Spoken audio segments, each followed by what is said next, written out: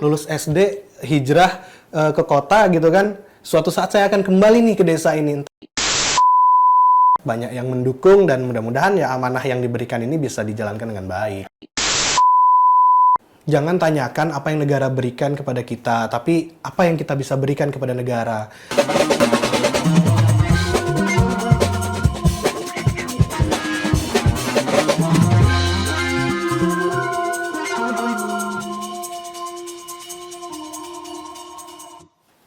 Halo Sobat Stumat, studio penuh manfaat. Balik lagi kita di podcast Stumat, studio penuh manfaat.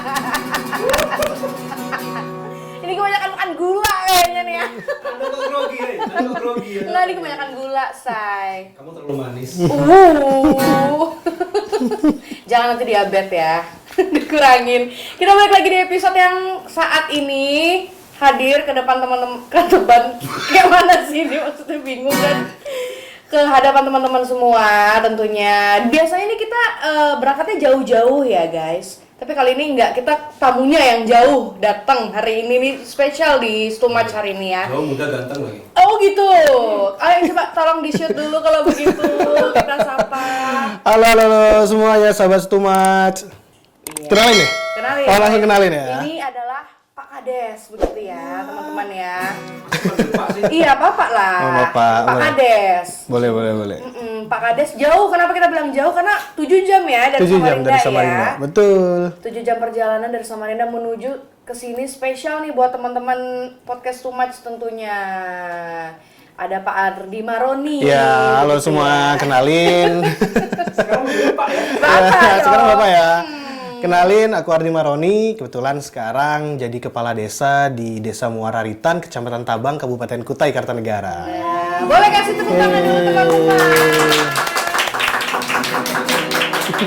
Rame ya hari ini ya. Ini sekalian ngetes penonton juga sih. Biar seru aja gitu. Apa kabar Pak Ardi? Alhamdulillah baik. Panggilnya Ardi agak gimana?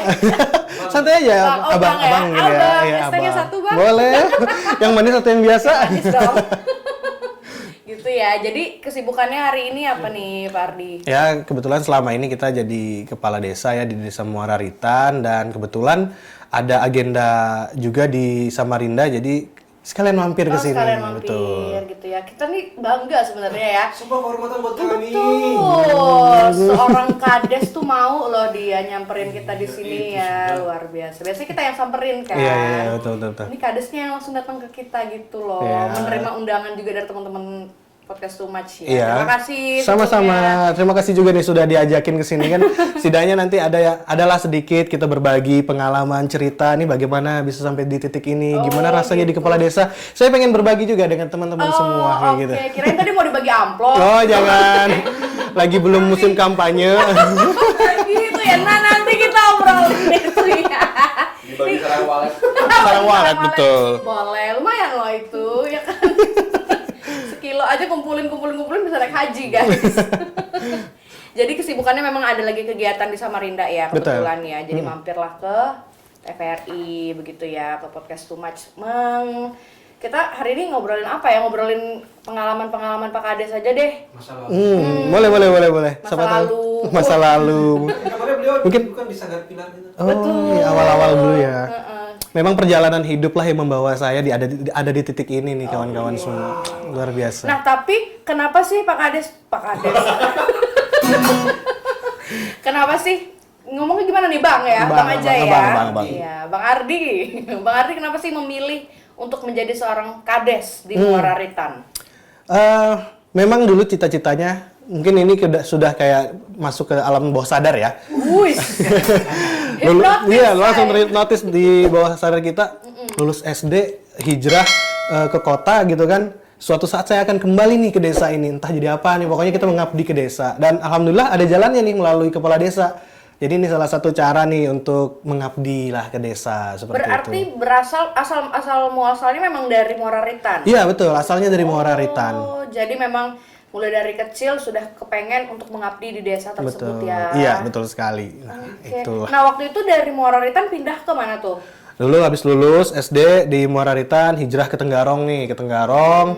sempat 1 tahun aja. Habis itu pindah hijrah ke Kediri, Jawa Timur. Oke, jauh. Kebetulan di situ ada keluarga juga, ada nenek di sana. Jadi 5 tahun di sana menghabiskan masa studi SMP, SMA. Habis SMA-nya itu baliklah ke sini.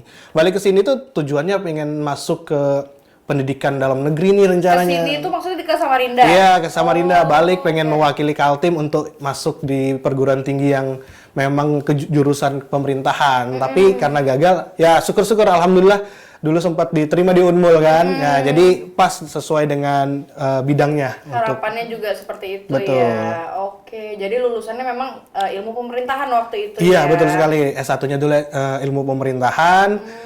Lanjut, habis itu mumpung ada beasiswa ya. Nah, ini karena kita juga beasiswa fighter ya. Jadi alhamdulillah dapat beasiswa dari Kemenpora untuk mahasiswa berprestasi. Dapatlah untuk menyelesaikan studi di Magister Administrasi Publik Unmul seperti itu. Oke, jadi S1 S2-nya di Unmul. Begitu berarti sudah lumayan lama dong di Samarinda ya? Iya, dari 2012 sudah kembali ke Samarinda habis lulus SMA itu. Sampai menempuh pendidikan S1 S2-nya dan tahun 2022 kembali ke Muara Ritan untuk pencalonan menjadi kepala desa. Jadi mulai menjabat itu mulai dari tahun 2022. Iya, betul. 2022 akhir, tepatnya di bulan Oktober itu masa jabatan pertama dimulai. Oke, nah itu apa tuh? Biasanya kan Bali tuh RT dulu lah. Iya, langsung loncat ya. Nggak apa-apa. Ya itu mungkin salah satunya, pendidikan itu adalah salah satu batu loncatan kita untuk mencapai tangga yang lebih tinggi seperti itu. Ya, Tepuk keren tangan kan? lagi guys. Luar biasa.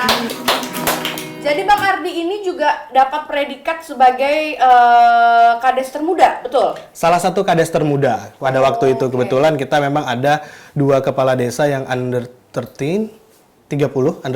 Jadi kebetulan ada yang satu dari perempuan dari kecamatan Muara Kaman. Nah, salah satunya dari Tabang juga, saya seperti itu. Di bawah 30 ya? Iya. Jadi berdua nih ceritanya, yang satu di Muara Kaman sama satu Muara Ritan. Betul. Janjian. Iya, gimana tuh?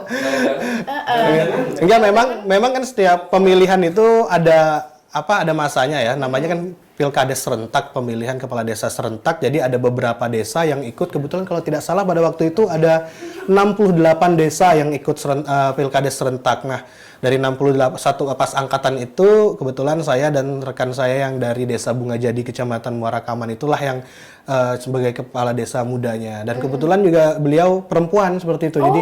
Jadi kita kolaborasinya makin mantap nih yang muda-muda kayak Boleh nggak kita comblangin? Jangan. Iya. Boleh. Sudah berkeluarga beliau. Oh, gagal deh, pupus harapan nih ya. Bingung nanti PKK-nya siapa? Iya lagi. Ya, Kenapa? kita doakan beliau nih tahun ini dapat UPKK. Amin. Oh ya, amin. Mudah-mudahan ada jalannya. Iya, siapa tahu ada yang berkenan bisa komen nanti guys ya. Nanti kita sampaikan salamnya. Gitu. Boleh. Kades apa sih? Syarat-syarat menjadi seorang kades itu apa sih? Ada beberapa syarat administrasi terutama ya, nggak harus ganteng. Yang pasti minimal pendidikan SMP ya, itu memang ada beberapa syaratnya. Terus umur juga minimal 25 tahun atau 26 tahun seperti itu. Oh, udah boleh, 25 Sudah boleh. tahun udah Iya. boleh ya? Dan tidak harus menikah ya. Kalau menikah dulu bingung nanti ya kan. Dia membela diri. Iya, terus sehat jasmani, rohani, terus beriman bertakwa, terus menerapkan Pancasila seperti itu kan. Terus kita juga kebetulan kemarin pas waktu itu kita cuma berlima ya. Kalau lebih dari 5 biasanya kita ada screening tuh. Ada seleksi lagi misalnya. Selain tes administrasi, kita ada tes tulis mungkin nanti diambil karena maksimal pencalonan kepala desa itu 5 orang saja. Nah kebetulan kami kemarin 5 orang juga tuh yang dari Muara Ritan 5 orang pas, jadi tidak ada screening. Cuman ya itu lawan-lawannya luar biasa seperti itu. Gimana tuh coba ceritain pengalamannya? Ya, Karena kan lawan beliau tuh over 30. Oh iya, usianya jauh ya, Iya. dia senior lah Senior, ya. senior, namanya senior. Karena kan memang beliau ini sudah lama tidak pulang kampung ceritanya kan. Iya. Ketika sudah mau pencalonan baru nih ceritanya datang. Nah kan ceritanya orang baru nih ya kan. Siapa nih dia gitu kan. Iya, itu kan mana dan malah terpilih. Iya, begitu iya, iya. kan? Ya memang pada waktu itu serunya ya seperti itu. Kita berlima, kebetulan saya yang memang paling muda. Yang lain senior-senior itu beliau-beliau merupakan ya tokoh masyarakat, bahkan mungkin ada mantan kades juga, bahkan juga yang ada 2 orang mantan kades seperti itu. Lainnya memang basisnya banyak keluarga memang asli di sana juga seperti itu. Nah, sedangkan saya ini mulai dari SMP sampai kuliah itu ya di luar, jarang ada di kampung. Paling kalau ada di kampung kita biasanya ikut beberapa event aja. Tapi alhamdulillah selama menjadi mahasiswa itu sering beberapa kali mampir ke kampung, ke Muara Ritan. Biasanya kita untuk pengabdian seperti itu. Kemarin sempat kita bina desa juga. Saya kebetulan ketua lembaga pada waktu itu di kampus. Difasilitasi pemerintah desa, kita ngadakan bina desa di Muara Ritan. Ada beberapa kegiatan kita laksanakan di sana. Bahkan baik di bidang lingkungan, sosial masyarakat juga kita ikut. Dan setiap kegiatan-kegiatan, misalnya ada di desa itu ada musrenbang ya namanya, musyawarah pembangunan, rencana pembangunan, itu kita ikut menyumbangkan sumbangsi pemikiran kita. Ya setidaknya sumbangsi pemikiran kita itulah bisa menjadi acuan untuk pembangunan desa untuk 1 tahun ke depan. Dan dari situlah kita mulai perkenalan, istilahnya menerapkan atau memberikan sumbangsih pemikiran kita lah minimal, karena kita belum ada di pemerintahan ya. Nah, ketika waktu ada peluang, kita coba, dan alhamdulillah pada waktu itu dari 5 calon bisa menang. Alhamdulillah perolehan suara itu di angka 52% pemilihnya gitu. 52% berarti sudah separuhnya ya? Iya, dari 5 calon itu ya? kita sudah paling tinggi lah 52%.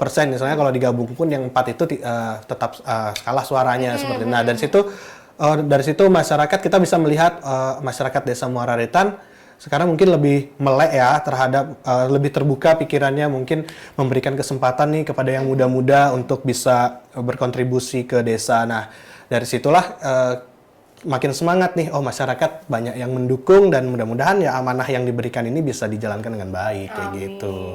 Nah, tapi kira-kira yang membuat masyarakat Muara Ritan itu memilih Abang Maroni ini apa sih kira-kira nih? Smart. Wis. Karena mungkin apakah cuman karena sosok muda begitu, atau ada gebrakan-gebrakan yang lain mungkin?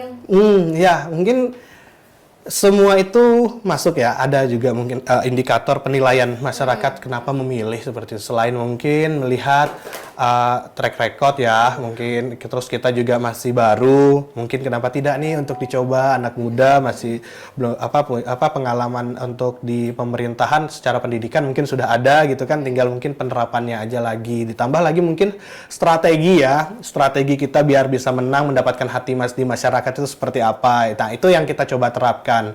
Jadi ya alhamdulillah bisa terpilih gitu. Penasaran Iya, ini tadi kan ngomongin strategi. Nah, jadi strateginya apa nih? Siapa tahu teman-teman yang di sini mau jadi kades juga. Iya. Kebetulan spill strateginya. Nah, kebetulan strategi ini sempat saya ada rekan-rekan juga yang nanya kok bisa kamu kepilih seperti itu kan. Kita cobalah gimana tips and triknya seperti itu. Jadi kita pendekatan lah ke masyarakat, kepada tokoh-tokoh seperti itu. Istilahnya kita menyampaikan tujuan mulia kita ini, tujuan baik kita untuk kembali ke desa dan membangun desa. Terus kita juga harus jelas, visi misinya harus jelas kita sampaikan, kita jabarkan seluas-luasnya kepada masyarakat. Baik melalui media sosial, media cetak, seperti itu kita coba maksimalkan kemarin. Terus juga pada saat kampanye terbuka, kita juga bisa tampil beda gitu ya. Mungkin kita bisa menampilkan visi misi, membacakan visi misi program kerja itu tanpa teks, bisa seperti itu. Karena itu tandanya kita sudah menguasai apa nih tujuan kita untuk desa ini, apa maunya gitu kan, sudah di luar kepala, tinggal bagaimana kita menerapkannya ke depan. Nah, dari situ masyarakat mungkin bisa menilai yang paling siap untuk bisa memimpin di desa.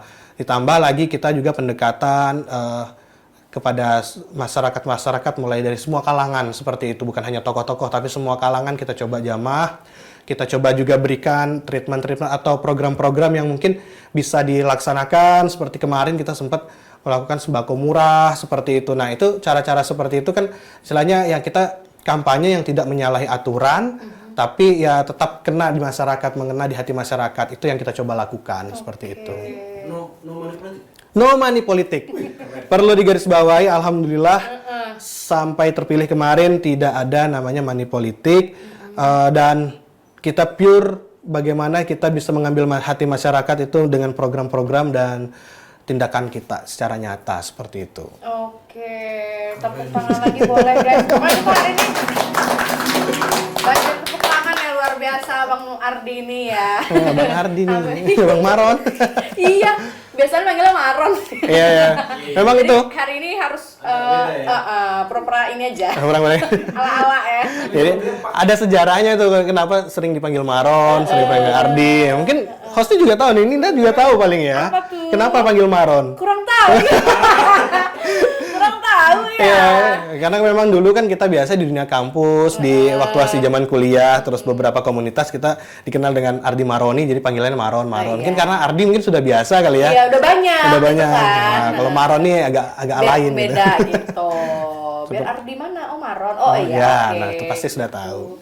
Jangan di-spill gitu nanti ketahuan dong umurnya sama nih. Oh iya, Kan masih 27 ya. Enggak, 20 dong. 20. Minimal kepala desa sih 20. Iya kan dia 30, saya kan 20. Disebut. Nggak bisa dibohongin memang. Jadi teman-teman, kami berdua seangkatan. Iya. Iya, pokoknya gitu ya. Tapi dia alhamdulillah udah melejit tinggi nih ya, menjadi kepala desa, alhamdulillah. salah satu prestasi juga ya. Jadi terlepas dari keberhasilan memenangkan voting itu tadi ya, kampanye ya, pasti kan ada yang pro dan kontra dong. Nah, yang kontra ini gimana nih? Apa aja yang harus dilewatin waktu itu? Ya tentu kita terpilih ini tidak semua orang memilih kita dan mendukung kita. Tinggal kita mungkin kita harus komitmen dengan tujuan kita di awal seperti apa untuk membangun desa. Jika kita sudah menjadi kepala desa, tentu kita adalah kepala desa seluruh masyarakat, bukan hanya pemilih kita. Nah, bagaimana cara merangkulnya? Saya coba untuk satu, kita menerapkan aturan sesuai apa yang sesuai perundang-undangan ya, seperti itu. Aturan kita jalankan sebagaimana mestinya. Selanjutnya kita memberikan pemahaman dan juga membuktikan kepada masyarakat bahwa program-program yang kita lakukan ini memiliki dampak positif, seperti itu. Nanti seiring berjalannya waktu yang saat ini juga berjalan, alhamdulillah masyarakat pelan-pelan sebagian separuh yang mungkin dulunya underestimate seperti itu bisa mengerti, oh bagus kok tujuannya, tinggal bagaimana mereka kita rangkul kembali untuk bisa sama-sama on the track menuju visi misi desa seperti itu. Dan memang mungkin tidak semua juga bisa kita rangkul, cuman tinggal kita bisa terus menjalankan program-program ini sesuai aturan aja deh, seperti itu. Nanti kan kalau kita sudah menjalankan sesuai aturan, kesepakatan bersama, tentu itu sudah menjadi pegangan kita. Kalau di desa itu ada namanya musyawarah desa. Nah, itu merupakan forum tertinggi di desa untuk kita menentukan apa-apa saja, baik itu kebijakan, maksud program juga, termasuk yang lain-lain seperti itu. Jadi kalau kita sudah sesuai dengan hasil musdes, musyawarah desa, ya tetap kita laksanakan itu. Karena sudah kesepakatan bersama. Betul. Ya. Betul. Kabarnya tahun pertama beli itu berat banget. Tahun pertama itu berat banget ya. Ya, namanya pengalaman baru ya, kita memang mungkin secara teori, konsep kita sudah belajar ya di bangku kuliah. Cuman ternyata prakteknya itu, ya itu kita mungkin harus penyesuaian dengan semua masalah yang ada, itu membuat sedikit dulu pernah down seperti itu. Bahkan istilahnya ya 1 tahun pertama itu masalah semua, kita penyesuaian lah semuanya menghadapi masalah. Jadi semua itu kita anggap masalah jadinya. Tinggal bagaimana kita memetakan masalah-masalah ini. Mana nih masalah yang prioritas, masalah besar, masalah sedang sama ringan. Jadi kita ambil yang kita prioritaskan dulu. Yang mana kita bisa laksanakan, kita selesaikan, ayo kita selesaikan. Tapi kalau yang mungkin yang belum bisa, kita pending dulu, kita cari solusi terbaiknya seperti apa. Jadi gitu sih, memang tahun pertama tahun yang berat karena kita menyesuaikan lagi, apalagi belum lagi kan namanya kepala desa ini jabatan politis ya. Jadi memang ada dinamika politik yang terjadi di dalam desa itu sendiri seperti itu. Tapi ada nggak sih yang waktu pencalonan nih ya, kayaknya kontra banget deh gitu, nyinyir apa segala macem gitu ya. Tapi pas ketika sudah terpilih dan menjabat gitu, tiba-tiba kayak berubah 180 derajat gitu, kayak Pak gitu. Iya. Gimana kabarnya Pak? Itu kan pasti ada aja ya yang gitu. Iya. Ada kah Pak? 100. Enggak ya? Iya. Tapi gitu-gitu ada nggak sih? Ada ya? istilahnya kan memang di awal mungkin nggak terlalu support seperti itu. Tapi seiring berjalannya waktu karena kita bisa membuktikan, misalnya kita kan menjalankan program-program di desa itu juga untuk seluruh masyarakat ya, tidak ada pilih-pilih kasih seperti itu. Jadi akhirnya dengan mungkin yang bersangkutan merasakan disentuh atau diperhatikan oleh kepala desa, diperhatikan oleh desa, akhirnya mau seiring sejalan dengan peraturan desa atau program-program di desa. Dan memang hal yang seperti itu akhirnya kita jadikan memang lumrah sih gitu, karena memang ada pro dan kontra itu tadi. Kalau sudah, yang penting kita bagaimana tetap menjalankan aturan sesuai perundang-undangan kayak gitu. Jadi mau apapun istilahnya kita juga bukan keputusan kepala desa sendiri, walaupun memang kepala desa punya otoritas seperti itu ya. Tapi saya selaku kepala desa pasti melibatkan stakeholder lainnya untuk mengambil kebijakan biar kita sama-sama enak lah menjalankan peraturan atau program ini memang yang sudah kita sepakati, sehingga kan nanti tidak ada yang nyalahin kepala desanya aja kayak gitu. Demi masyarakat juga. Dan juga semua keputusannya juga berdasarkan musyawarah ini tadi betul. Gitu. Jadi tidak diambil secara sepihak oleh kepala desa. Gitu guys. Kok cie? Cie? Iya, nggak ngerti juga kok cie gitu. Nah, ini sudah menjabat selama 2 tahun berarti ya? 2 tahun hampir 2 ya? tahun, iya. Selama menjabat ini, selama 2 tahun ini, kira-kira prestasi apa aja sih yang sudah dicapai? Prestasi dan tingkat stres. Oh, banyak ya? Sombong. Oh, jubir. Iya. Nyautin tuh jubir gitu. Prestasi dan ancaman. Iya. Makanya bilang prestasi dan tingkat stresnya gimana? Iya, coba di-share ke teman-teman di rumah nih. Ya kalau dibilang prestasi, alhamdulillah ya kita sudah ada beberapa ya mendapatkan apresiasi baik di tingkat kabupaten hingga tingkat nasional. Yang pertama kita pernah jadi juara lomba pembuatan video 17-an tuh untuk desa, kategori desa sekabupaten Kutai Kartanegara. Terus ya kemarin ini di luar jabatan sebenarnya pernah menjadi pemuda berprestasinya Kukar seperti itu, mungkin karena jadi kepala desa ini juga seperti itu. Dan di level nasional kemarin alhamdulillah mewakili Kutai Kartanegara untuk anugerah Paralegal Justice Award PJA dari Kementerian Hukum dan HAM dan Mahkamah Agung seperti itu. Jadi kita kemarin diseleksi berapa ratus kades, berapa ribu kades se-Indonesia, diambil 300 kades terbaik. Setelah kita registrasi terus buat esai kita berkenaan dengan penyelesaian masalah di desa seperti itu. Walaupun kemarin yaitu 1 tahun itu kan isinya masalah semua ya, masalah semua. Jadi itu saya tuangkan dalam satu tulisan dan juga saya videokan, saya sertakan bukti-buktinya.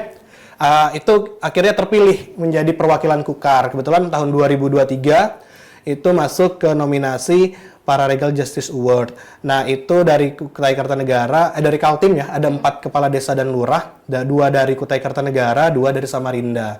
Kami berempat ke Jakarta untuk untuk tes, untuk wawancara seperti itu.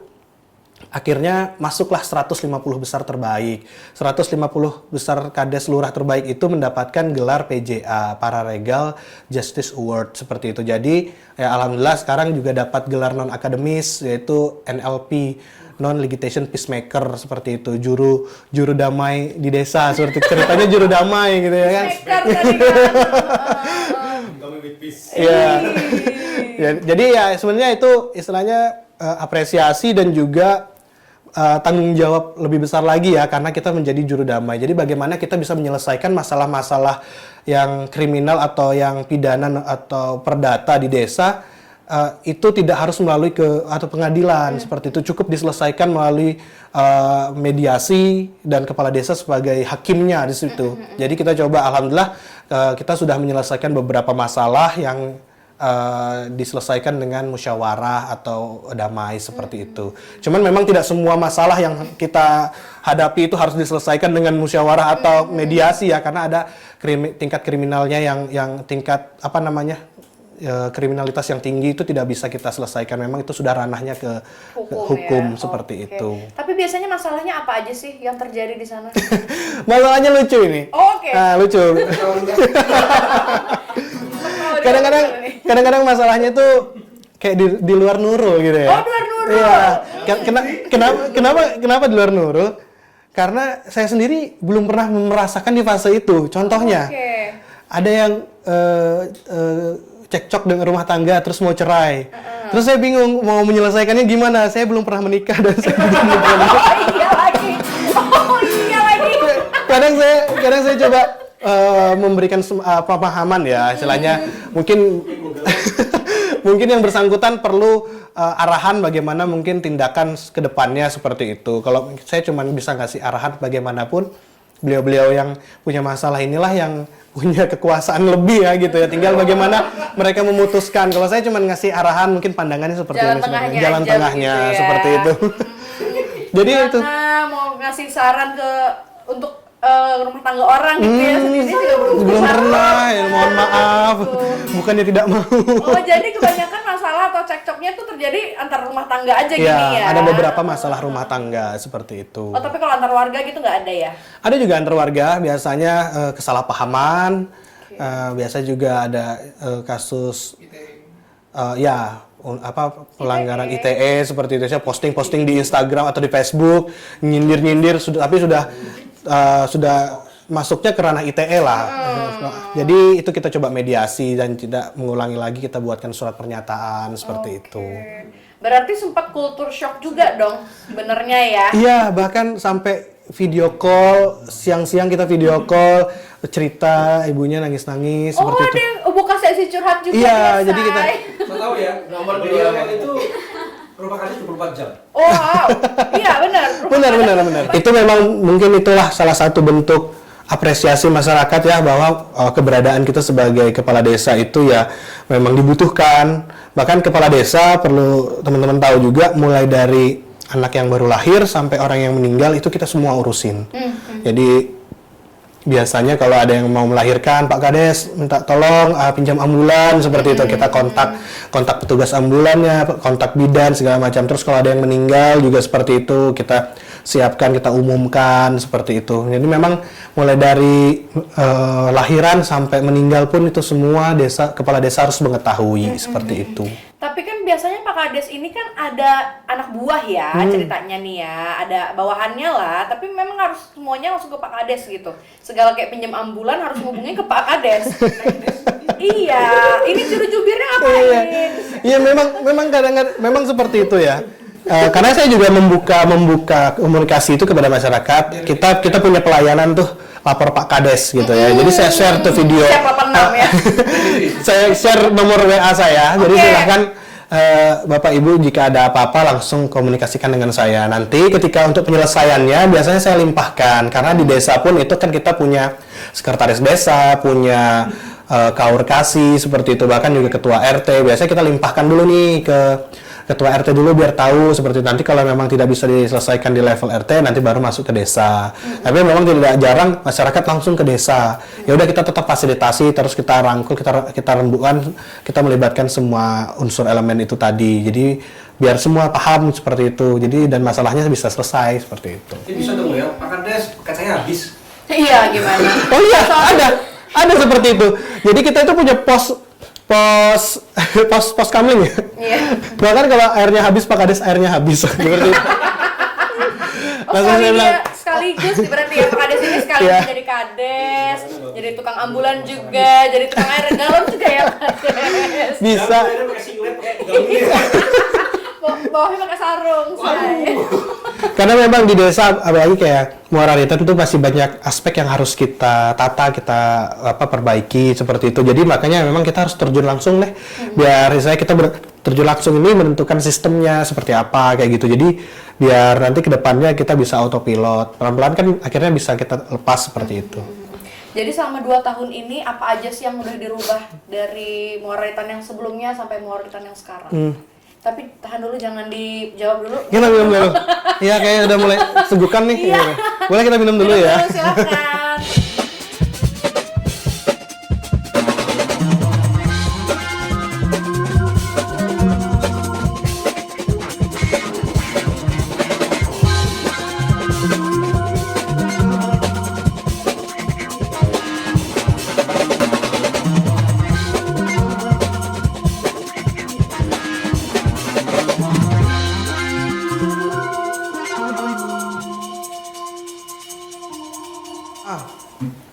alhamdulillah masyarakat sedikit banyak merasakan ya perubahan-perubahan baik secara kecil mulai dari hal kecil di Muara Ritan itu sudah berubah. Mulai dari pelayanan kantor kita konsisten buka mulai dari pagi sampai sore di jam kerja seperti itu. Pelayanan juga kita coba digitalisasi. Nggak perlu ke kantor, cukup WA kantor aja mau butuh apa, bikin apa, yang penting persyaratannya lengkap, dilengkapi seperti itu, bisa kita buatkan. Terus juga mulai dari pelayanan kesehatan, fasilitas kesehatannya kita tingkatkan, fasilitas umum, alhamdulillah fasilitas umum kita juga sekarang sudah makin banyak. Yang ada yang ada sebelumnya kita perbaiki, yang belum ada kita buat seperti itu. Dan sekarang Muara Ritan itu sudah punya namanya Muara Ritan Center, yaitu pusat UMKM, olahraga dan kreativitas masyarakat. Di situ masyarakat bisa menikmati jajanan kuliner karena ada beberapa kios UMKM kita yang sudah aktif berjualan. Terus ada beberapa fasilitas olahraga seperti lapangan badminton, voli, sepak bola seperti itu. Dan bahkan juga ada pentas seni yang sudah kita siapkan, jadi anak-anak bisa untuk latihan, bahkan itu sering digunakan untuk latihan zumba atau latihan tarian Jepang seperti itu. Nobar juga bisa di situ. Dan alhamdulillah Muara Ritan Center ini juga kita masukkan kemarin di Pekan Inovasi Daerah Kutai Kartanegara, dan alhamdulillah juga masuk nominasi 6 besar sekukar seperti itu. Nah, ini tinggal kita menunggu pengumuman seperti apa. Yang pasti kita sudah masuk 6 besar, sudah dapat reward lah dari pemerintah. Yang penting sekarang itu kita berlomba-lomba untuk menciptakan suatu inovasi di desa agar desa ini cepat proses perkembangannya, dan bahkan mumpung sekarang disupport sama pemerintah daerah itu mengapresiasi bagi desa-desa yang memiliki prestasi pencapaian-pencapaian baik di level kabupaten, provinsi hingga nasional, itu kita diapresiasi. Nah, itu yang mau kita kejar agar percepatan pembangunan desa itu makin meningkat. Dan mulai 2023 terakhir kita sudah aktif menjalankan pengelolaan sampah nih, Ninda. Jadi kita sekarang, dulu mungkin masyarakat buang sampahnya ke sungai langsung atau membakar seperti itu. Nah, sekarang kita ada pengelolaan sampah di mana kita ada 90 tiang yang kita pasang di 3 RT di Desa Muara Ritan itu. Selanjutnya masyarakat silahkan menggantung sampahnya di tiang tersebut di hari Selasa, Kamis sampai Sabtu, dan juga Sabtu. Dan nanti ada petugas kebersihannya yang ngangkut seperti itu. Cukup bayar iuran 20.000, itu sudah kita fasilitasi untuk pengambilan sampah. Dan kita juga punya bank sampah. Nah, bank sampah ini aktif setiap hari Sabtu. Kita selalu membuka bank sampah untuk menerima setoran nasabah kita nih, sampah-sampahnya, baik sampah plastik, kertas, kardus seperti itu kita terima.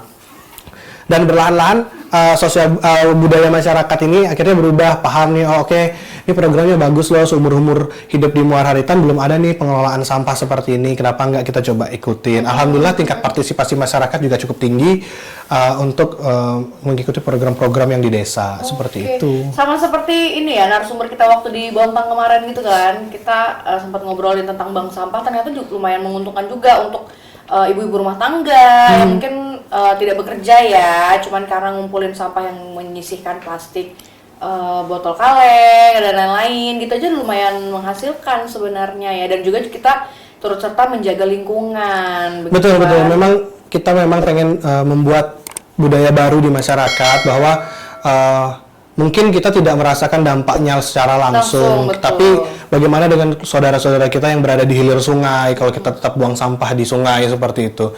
Terus juga kita juga pengen mengangkat masyarakat ini, ayo dong kita bangga menjadi desa ramah lingkungan seperti itu. Dengan kita menjadi desa ramah lingkungan ini, ya pastinya itu mempengaruhi citra kita masyarakat desa. Masyarakat desa Muara Ritan peduli lingkungan. Itu yang mau kita coba angkat. Jadi ketika orang datang ke Muara Ritan, kita sudah bangga dengan sistem-sistem pengelolaan sampah kita, karena kan arah tujuan kita ke depan kita pengen jadi desa wisata, terus desa yang bisa berdaya saing lah seperti itu. Karena kita salah satu visi misi kita yaitu menjadi desa wisata itu tadi. Kalau kita sudah mempersiapkan perbaikan fasilitas dasar kita itu sudah memadai, sudah bagus, kalau kita menjadi desa wisata itu bisa dengan mudah. Karena potensi wisata di Desa Muara Ritan itu juga tinggi gitu ya. Kenapa enggak, walaupun kita ada di pedalaman Kutai Kartanegara nih, tapi kenapa enggak kita untuk kembangkan? Karena apa? Potensi masyarakatnya di Tabang itu kan menjadi daya tarik magnet investasi dunia sekarang kalau kita bisa lihat kan dengan kekayaan alamnya. Perusahaan tambang terbesar di Indonesia pun ada di Tabang seperti itu. Nah, dengan banyaknya karyawan-karyawannya ke depan bisa saja nanti mereka berkunjung meningkatkan pendapatan masyarakat. Itu yang mau kita angkat karena Muara Ritan ini punya potensi itu semua gitu. Nah, itu yang mau kita coba petakan potensi-potensi apa biar masyarakatnya nanti bisa lebih sejahtera kayak gitu. Jadi untuk mewujudkan Muara Ritan menjadi desa wisata ini apa aja nih yang perlu diperbaiki atau mungkin apa yang perlu dibuat seperti itu? Yang pasti kita siapkan dulu SDM-nya ya. Masyarakat harus mungkin punya orientasi pemikiran bahwa kita menjadi desa wisata itu harus seperti apa, seperti itu. Nah, kita mulai dari membentuk kelompok sadar wisata terlebih dahulu. Selanjutnya kita memetakan sumber-sumber potensi wisata yang kita miliki, mulai dari sungai, karangan, gunung, bahkan wisata-wisata lainnya, buatan atau minat khusus itu kita petakan, jadi nanti itu bisa kita jadikan suatu paket sehingga nanti kita kembangkan termasuk rumah-rumah warga nanti mana yang mau jadikan penginapan karena orang pasti banyak berkunjung sekarang kalau orang datang ke Muara Ritan agak susah tuh nyari penginapan di mana seperti itu padahal kita ini di Kecamatan Tabang masuk zona hilir itu kita termasuk yang center di tengah seperti itu jadi kalau mau aktivitas OPD atau dinas-dinas mau datang itu pasti lebih nyaman tuh di Muara Ritan sebenarnya cuman kita masih belum punya fasilitas-fasilitas penunjang itu. Nah, makanya kita harus siapkan itu semua. Oke, berarti lebih ke wisata alam begitu ya? Iya, wisata alam. Nah, spot-spotnya apa aja sih yang ada di sana nih? Mungkin bisa di-share ke teman-teman. Jadi, teman-teman, kayaknya seru nih kalau ke sana nih. Coba kita jalan-jalan ke situ, gitu. Kami sudah ke sana. Iya, saya kan belum. Iya. Sebagian mungkin sudah ada yang tahu ya, mungkin Muara Ritan seperti apa. Nah, kita itu punya di Muara Ritan itu kita punya karangan, Indah. Karangan itu seperti apa? Batu-batu di tengah sungai. Nah, seperti di laut begitu ya? Iya, kayak Batunya beda. Batunya beda. Kayak Pulau Kumala itu tapi dari batu dia. Oke. Nah, jadi di situ memang timbulnya ketika musim kemarau saja. Jadi bisa surut air. Jadi bisa tuh biasanya ramai dari situ. Bukan hanya itu, kita ada gunung. Bahkan itu gunungnya ada di bawah gunung tuh ada batu sumahan namanya. Sumahan. Batu sumahan itu kalau bahasa kita mungkin batu jujuran ya. Oh, gimana tuh? Ya. Bedanya tuh kayak gimana? Beda secara bentuk, tidak ada ditemukan batu itu dimanapun seperti cuman ada di sekitar itu dan cuma satu titik itu aja adanya. Nah, itu memang ada legendanya bahwa itu merupakan yaitu batu sumahan, batu jujuran tadi bahwa dulu ada kerajaan di sana, sang raja ini berlomba-lomba untuk mendapatkan sang ratu. Namun ketika itu jujurannya itu berupa kayu api. Jadi bentuknya itu kayak kayu-kayu besar yang untuk kayu gelondongan gitu untuk seperti kayu api. Nah, ketika itu salah satu raja menang, entah kenapa itu dikutuk menjadi batu seperti itu. Si jujurannya ini iya, termasuk jujurannya juga. Kerajaannya pun juga seperti itu. Makanya muncullah gunung itu tadi seperti itu. Oke, ada legendanya gitu. Tidak hanya itu, kita ada susur sungai juga. Jadi Sungai Belayan, kita berada di pinggiran Sungai Belayan. Itu anak Sungai Mahakam ya. Belayan itu salah satu dari 3 anak sungai besarnya Sungai Belayan. Jadi itu juga punya potensi yang keindahan alamnya kiri kanannya luar biasa. Kalau nama Ritan sendiri, Muara Ritan itu namanya nama sungai gitu kan. Jadi kita bisa juga susur sungai di Sungai Ritannya. Terus Muara Ritan ini kita pengen jadikan jadi muara Kecamatan Tabang. Kenapa? Karena kita juga punya potensi wisata itu bukan hanya di desa Muara Ritan, tapi ada teman-teman di desa-desa lain yang memiliki potensi yang luar biasa juga. Yaitu mau kita gandeng. Dalam artian kalau mau eksplor Tabang untuk beberapa desa ke Muara Ritan dulu. Ya, jadi satu paket. Satu paket. Gitu ya. Kita siapkan nanti kalau mau ke dataran tinggi atau banyak air terjun bisa ke Desa Buluksen. Kalau desa sekitar. Ya, desa sekitar. Kalau mau desa budaya seperti itu, daya kenyahnya bisa ke Desa Tukung Ritan Baru seperti itu. Jadi kita coba rangkum beberapa potensi desa-desa yang ada di sekitar untuk kita jadikan paket wisata ke depannya. Dan sekarang kita sudah mulai perencanaan pembangunan objek wisata yaitu bumi perkemahan. Nah, ini nanti kita spotnya pas banget di muara Sungai Ritan dan menghadap ke karangan, sungai dan juga gunung. Jadi view-nya bagus sekali nanti ke depan. Mudah-mudahan ini kita sudah tahap perancangan untuk perencanaan anggarannya. Mudah-mudahan di tahun depan kita sudah mulai coba membangun itu. Tentunya kita melibatkan banyak sektor seperti pemerintah melalui dinas pariwisata atau enggak perusahaan-perusahaan tersekitar untuk sama-sama kita membangun seperti itu. Bagus ini. Iya, nah itu Dingin, berkabut tuh wah, keren banget. iya, view-nya dapat banget ya. Dapat. Tuh, buat teman-teman yang pecinta alam nih yang suka camping, Glamping. gitu-gitu ya, glamping bisa juga kan Iya, di sana. Tuh bisa jadi destinasi selanjutnya nih, Muara Ritan begitu ya. Betul. Kalau mau tahu gimana caranya nanti langsung ke Pak Kades, kan Pak Kades bagi nomor WA kan. Dapat info orang dalam loh. Apa tuh? Kadang dari orang itu bahwa kades sama sadis itu kadang duitnya buat bulan tuh habis. Apa duit gimana duit Duitnya Kades? habis, duit guys habis buat diam-diam bantuin masyarakat. Oh gitu. Coba tolong di Itu Spill. kita masyarakat sendiri bahwa Iya. itu senang dibantu, tiba-tiba bantu, gak nyangka bahwa oh, ada bantuan ini. Oh gitu, wah luar biasa dong. Dari Itu sekdes, gimana itu tuh Pak Kades? Coba. Ya itu mungkin bisa terjadi karena mungkin belum berumah tangga Iya. kali ya.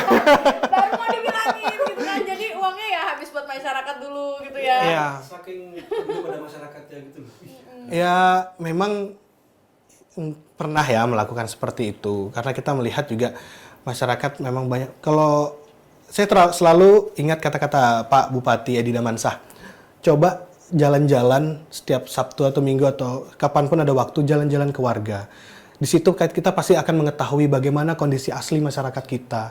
Entah bisa makan atau enggak, itu tanggung jawab kita loh sebagai pemimpin istilahnya. Nah, dari situ kan kita bisa melihat betapa mungkin masyarakat kita ada yang membutuhkan, bahkan mungkin ada yang sakit kita nggak tahu gitu. Nah, ya, makanya pas kita turun langsung ke lapangan, kita tahu itu semua. Bahkan mungkin ada yang lapor, Pak Kades itu lagi sakit, langsung kita jenguk seperti itu. Kalau di desa ya tidak ada program untuk bantu-bantu seperti itu ya. Jadi memang ya udah kita coba sisihkanlah sedikit rezeki Kesadaran kita pribadi aja ya. untuk membantu masyarakat. Memang tidak banyak, tapi setidaknya cukuplah untuk membantu seperti itu. Dan kita juga usahakan biasanya kalau memang ada yang kesusahan, kita pastikan dulu masyarakatnya harus punya BPJS kayak gitu. Jaminan sosial ini harus kita pastikan. Jadi nanti ketika sakit atau mau berobat nggak repot lagi nyariin ngurus ini itu administrasinya. Jadi kita pastikan dulu masyarakatnya. Terus kalau memang nggak bisa dibawa milir, dirujuk ke hilir, bingung transportnya, kita ada ambulan desa. Ambulan desa pun udah nggak usah mikirkan operasionalnya. Itu biasanya nanti kita nanti biar dari desa lah yang nanggung atau kepala desanya yang seperti itu sih kita biasa bantu. Kalau memang ada yang lagi sakit, ada lagi berduka seperti itu kita coba manfaatkan lah.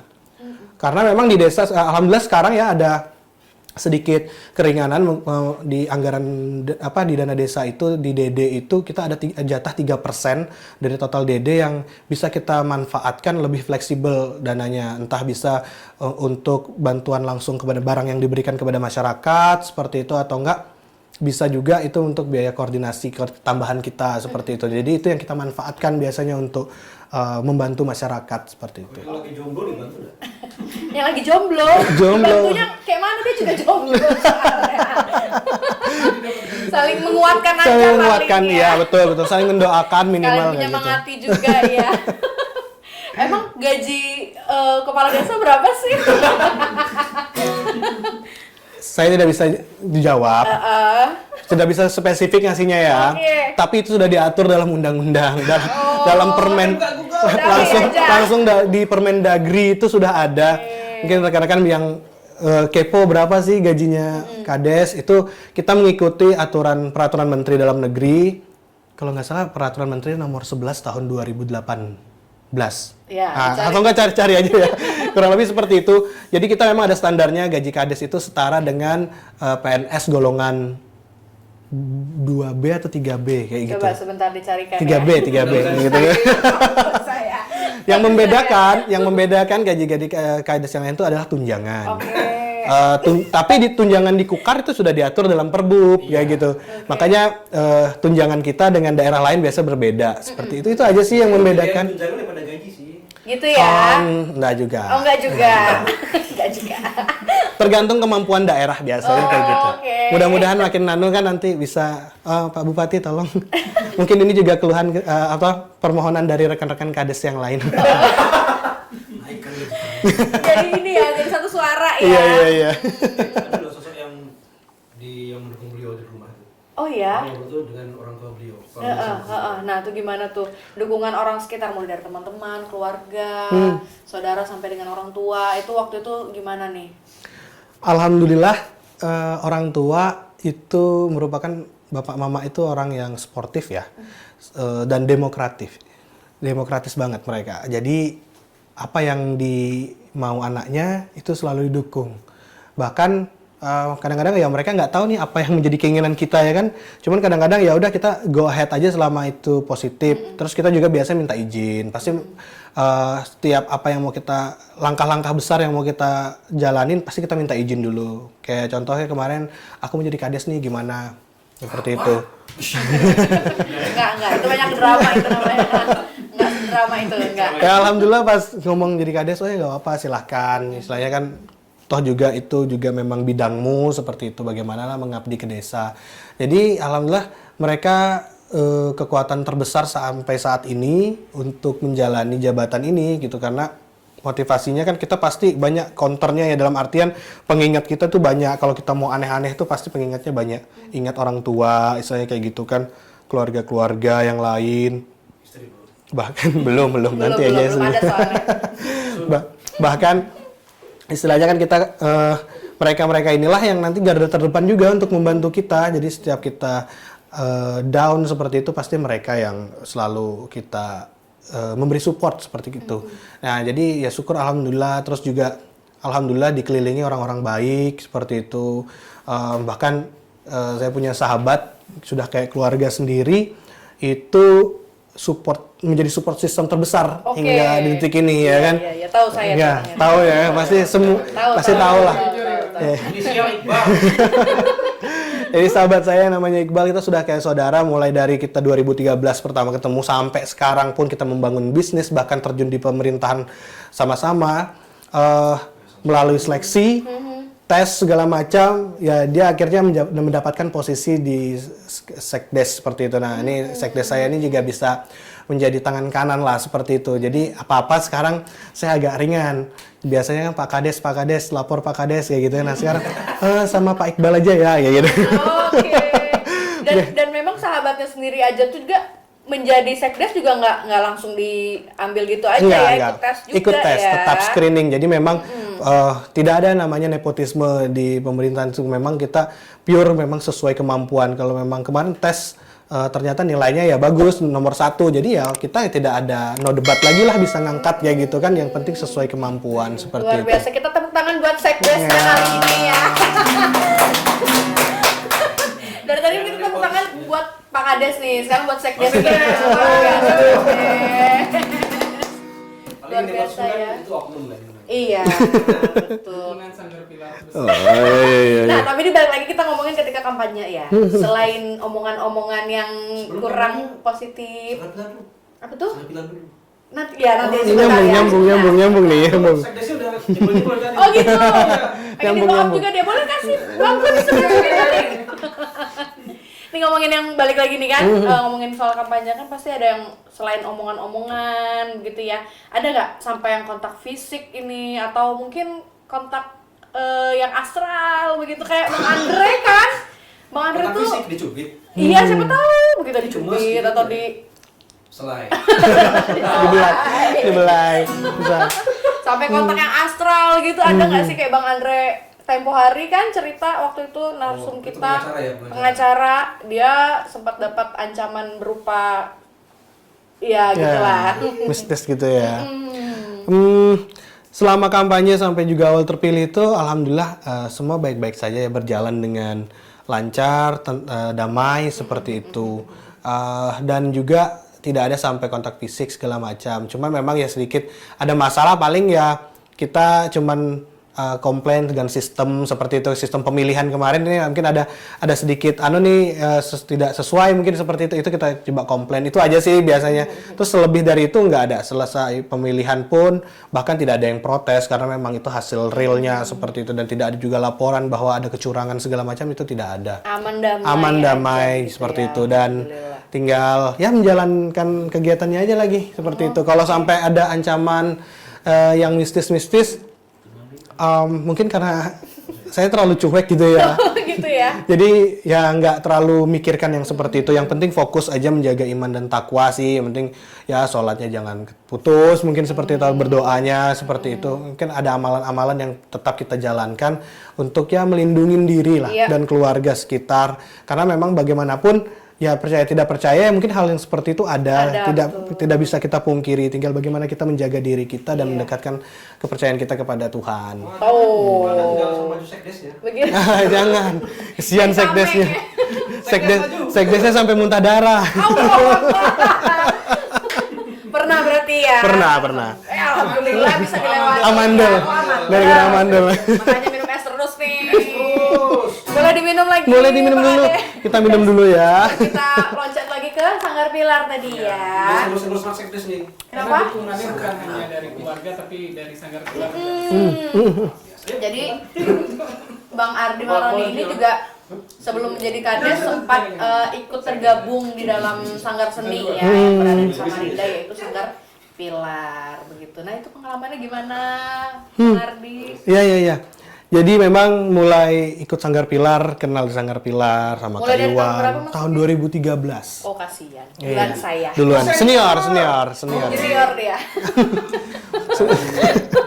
Jadi 2013 itu memang mulai masuk. Memang dulu sempat kenal Linda juga kayak gitu kan. Sering beberapa project kita juga ikut. Alhamdulillah selama di Sanggar Pilar dari 2013 sampai 2018 itu kita masih aktif ya.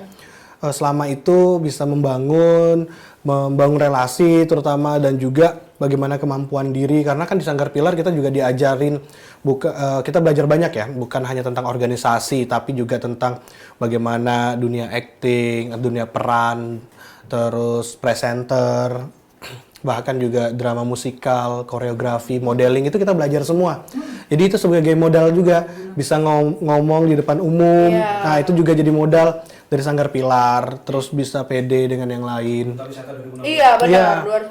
Jadi dengan ikut Sanggar Pilar tadi akhirnya coba-coba ikut jadi duta wisata juga, akhirnya kepilih di Trunadara Kutai Kartanegara tahun 2016, terus mewakili Kutai Kartanegara di Duta Wisata Provinsi. Alhamdulillah masuk 5 besar dan mendapatkan predikat Best Presentation di situ. Nah, jadi modal-modal seperti inilah yang jadi support system juga hingga mencapai di titik ini seperti itu. Makanya karena udah ibaratnya sanggupnya tuh udah banyak gitu. Jadi untuk maju ke tahap selanjutnya udah pede gitu ya. Iya. Ya memang kalau untuk pendidikan aja memang nggak cukup ya. Kita perlu soft skill kita, mungkin bagaimana kita public speaking, terus sosialisasi, beradaptasi dengan lingkungan, itu salah satu cara kita atau support system kita juga untuk mencapai kesuksesan seperti itu. Nah itu juga bisa jadi saran buat teman-teman juga ya. Kalau misalkan masih muda itu digunakan waktunya untuk meraih prestasi sebanyak-banyaknya. Pokoknya pengalamannya betul. Pengalaman untuk meraih prestasi juga, teman itu butuh juga ya. Betul banget. Jadi memang dari dulu kan kita sudah aku sudah belajar banyak hal istilahnya, mulai dari SMP sudah jauh dari orang tua. Mungkin salah satunya itu kemandirian kita, tingkat daya juang kita itu bisa dilihat dari kita mungkin sudah merantau gitu ya, jauh dari orang tua. Itu salah satu motivasi kita juga loh untuk hijrah seperti itu sudah tertanam dalam diri bahwa kita ingin sukses di kedepannya. Bahkan tulisan-tulisan atau cita-cita kita itu kita sampaikan, kita tulis dan kita baca untuk beberapa saat, dan tidak sadar secara tidak langsung terpatri dalam benak kita. Dan alhamdulillah Ninda, dari sekarang itu ada beberapa pencapaian-pencapaian yang sudah pernah aku tulis sebelumnya, itu tercapai. Ini ya manifestasi. Iya, ya. kayak manifestasi masa lalu itu. Jadi setiap apapun yang kegiatan yang pernah diikutin, mulai dari SMP, SMA dulu pernah juara olimpiade, terus jadi ketua OSIS, jadi paskibraka tingkat kota seperti itu. Terbawa lagi akhirnya di bangku kuliah seperti itu sampai detik ini.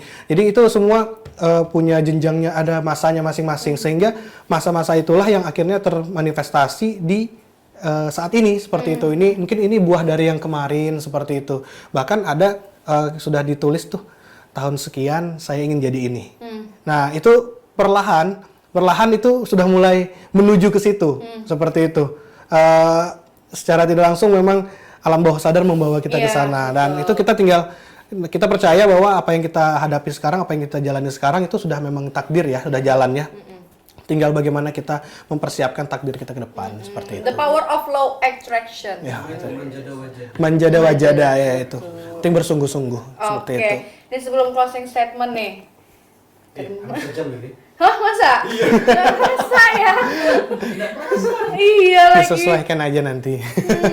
Ini sebelum closing statement nih dari Pak Kades nih ya. Kira-kira selanjutnya mau ada apa lagi sih yang mau dicapai? Yang pasti dengan apa pencapaian yang sudah diraih saat ini, ke depan itu ingin bisa berpengaruh atau berkontribusi lebih ke masyarakat yang lebih luas. Entah bagaimanapun caranya, seperti itu di bidang apa, yang pasti tujuan itu ada untuk mengabdi ke masyarakat yang lebih luas. Mudah-mudahan dengan ya istilahnya menjadi kepala desa ini menjadi jalan kita untuk ke sana, untuk bisa mencapai yang lebih tinggi lagi seperti itu.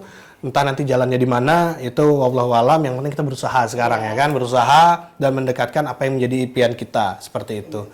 Dan tentunya diiringi dengan semangat terus seperti doa dan semangat itu yang menjadi kekuatan, karena kalau kita ingin mencapai tujuan pasti kan nanti banyak batu sandungannya nih, halangannya. Nah itu yang kita harus komitmen atau kuat mental, untuk menghadapi. Iya betul, itu untuk menjaga. Kita kan sebagai generasi muda nih kita harus punya apa namanya kredibilitas ya yang tinggi seperti. Terus itu kalau di bahasa pemerintahan tuh apa ya kalau kita integritas betul. Nah gitu, integritas itu penting ya. Jadi kita memang harus memiliki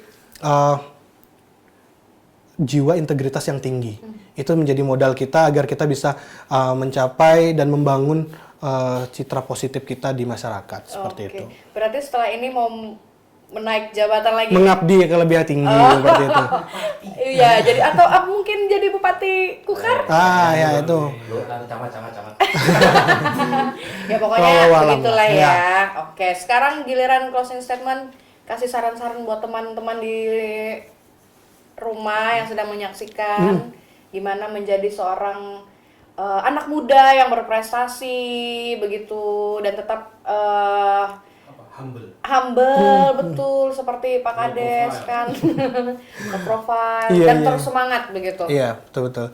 Ini yang selalu saya sampaikan kepada teman-teman generasi muda ya. Kita memang sebagai generasi muda itu harus mengambil peran penting dalam kehidupan bermasyarakat. Di era digital dan era Indonesia emas seperti saat ini, ke depan generasi muda itu harus mengambil peran-peran penting. Betul. Dan kita harus mempersiapkan itu. Bagaimanapun regenerasi itu harus muncul.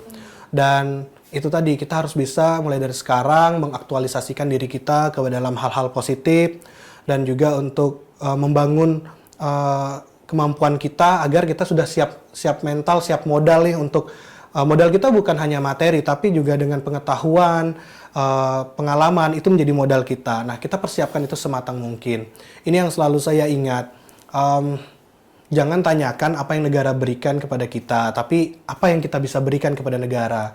Dan kita harus yakin, kata Bung Karno, kita pasti sudah tahu semua, berikan aku 10 pemuda, maka akan aku guncangkan dunia. Nah, kata-kata itulah yang harus kita pahami bahwa kekuatan pemuda itu sangatlah besar. Kita harus bisa membuktikan, apalagi kita sebagai generasi muda Indonesia, itu masa depan adalah tanggung jawab kita.